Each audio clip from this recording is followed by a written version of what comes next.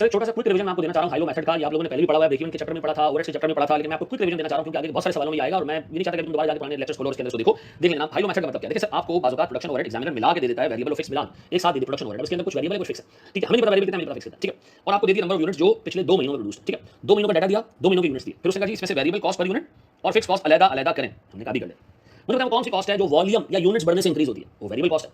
तो इसका मतलब ये कि सर जब हम 7000 यूनिट बना रहे थे तो 1,08,000 का खर्चा था, जब हम बढ़ गए 2000 यूनिट एक्स्ट्रा बनाए तो हमारी कॉस्ट भी बढ़ गई। तो ये जो बड़ी भी कॉस्ट होगी कौन सी होगी, सर ये वेरिएबल होगी। इसका मतलब इस 100 1,08,000 में फिक्स कॉस्ट भी शामिल है और वेरिएबल कॉस्ट भी शामिल है, इसमें भी फिक्स कॉस्ट शामिल है और वेरिएबल कॉस्ट भी शामिल है। ये जो दोनों फिक्स कॉस्ट है ना ये सेम है, लेकिन ये दोनों वेरिएबल कॉस्ट सेम नहीं है। क्यों? क्योंकि सर वेरिएबल कॉस्ट इस पर्टिकुलर कॉस्ट के अंदर 7000 यूनिट्स की है और सर 1,27,000 में जो वेरिएबल कॉस्ट है वो 9000 यूनिट की है। तो इसका मतलब हमें करना क्या है, अब हमने इस वेरिएबल फिक्स को अलग-अलग करना है। कैसे? मैं कहता हूं जी मैंने 2000 एक्स्ट्रा यूनिट बनाए, उससे हमारी कॉस्ट बढ़ गई, तो जो कॉस्ट बढ़ी होगी कौन सी होगी, वो वेरिएबल होगी। जो कॉस्ट बढ़ी होगी कौन सी होगी, वो वेरिएबल होगी। क्या मैं कह सकता हूं सर मेरे पास वेरिएबल कॉस्ट बराबर है पर यूनिट, बराबर है पता किसके, हाईएस्ट वॉल्यूम कौन सा जी 9000, लोएस्ट वॉल्यूम कौन सा 7000, हाईएस्ट कॉस्ट कितनी है 1,27,800 माइनस 1,08,000।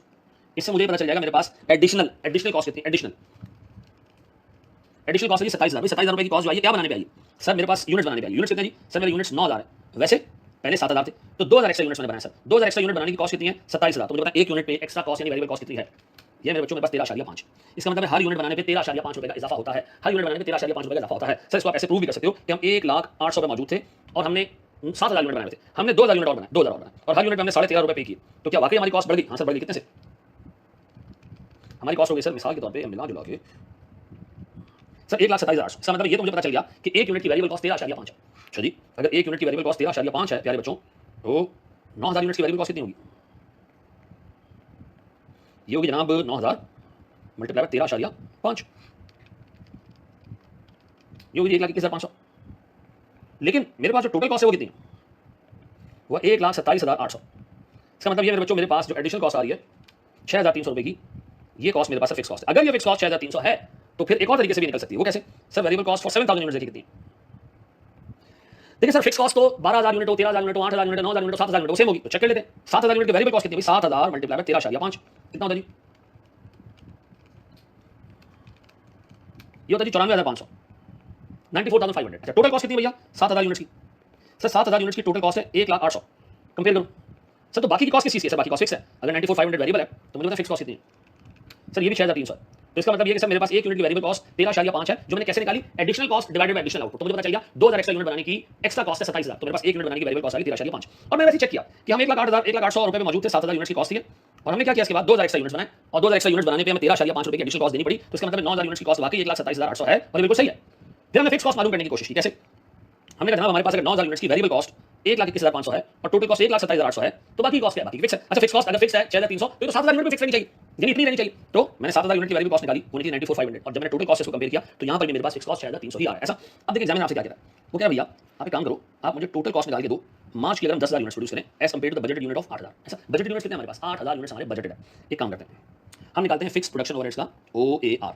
भैया 6,300 रुपये हमारा बजटेड फिक्स ओवरहेड है और बजटेड यूनिट्स कितने भैया 8,000। तो बताओ मेरे पास 6,300 डिवाइडेड बाय 8,000 ये आता है मेरे बच्चों 0.7875 रुपीज पर यूनिट। ये मेरा है फिक्स ओवरहेड का OAR। अच्छा इसी तरह मेरे पास वेरिएबल ओवरहेड पर यूनिट, ये भी मैंने ऊपर कैलकुलेट किया है सर, ये है मेरे पास 13.5 रुपए पर यूनिट।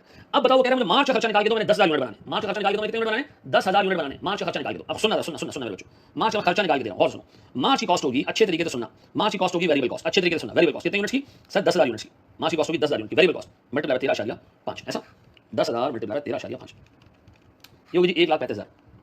और अगर आप मुझसे कहो जी फिक्स कॉस्ट कितनी होगी तो मैं कहूंगा फिक्स कॉस्ट तो 6,300 होगी, ये तो चेंज नहीं होगी। एग्जामिनर आपसे ये नहीं चाह रहा, एग्जामिनर कह रहा है तो हमें पता है कि जी एक्चुअल कॉस्ट अंदाजे के हिसाब से कितनी होगी 1,35,000 प्लस 6,300 ये हो जाता है जी 141,300, ये तो होगा हमारी एक्चुअल कॉस्ट।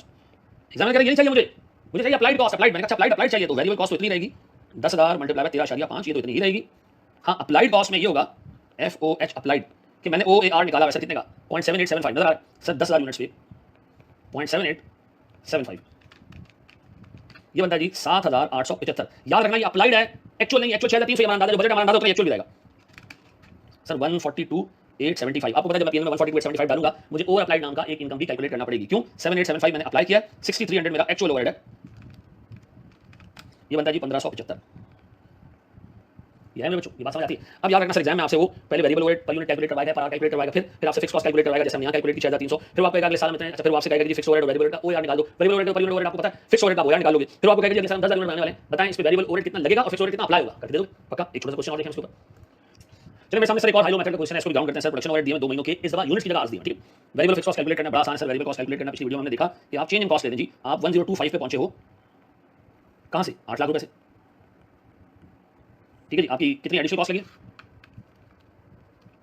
2,25,000 रुपयों की एडिशनल कॉस्ट लगी है, ठीक है जी। यूनिट्स सॉरी आवर्स जो है वो आपके 27,000 और 36,000, सर आपने जब 36,000 घंटे लगाए तो कॉस्ट 1025 होगी, 27,000 घंटों पे कॉस्ट 8 लाख थी, तो सर इसका मतलब है मेरे पास 9,000 एक्स्ट्रा घंटे, 9,000 एक्स्ट्रा घंटों की एक्स्ट्रा कॉस्ट 2,25,000 है। तो मुझे 1 घंटे का ओआर बताओगे वेरिएबल कॉस्ट पर आवर कितना जी, ये जी 25 रुपए एक यूनिट पे वेरिएबल ओवरहेड, सर 1 आवर पे वेरिएबल ओवरहेड लगता है 25 रुपए का, 25 रुपए डन। अब बताओ ये 25 रुपए का लगता है तो फिर फिक्स कॉस्ट निकाल लेते हैं कैसे। मुझे एक बात बताओ, 36,000 यूनिट जो आपके सामने है, 36,000 यूनिट जो आपके सामने है, इसकी वेरिएबल कॉस्ट कितनी है, वेरिएबल कॉस्ट फॉर 36,000 यूनिट्स कैसे, 36,000 इंटू 25 ऐसा 9 लाख ऐसा जी। और एक्चुअल कॉस्ट कितनी है भैया 1025,000,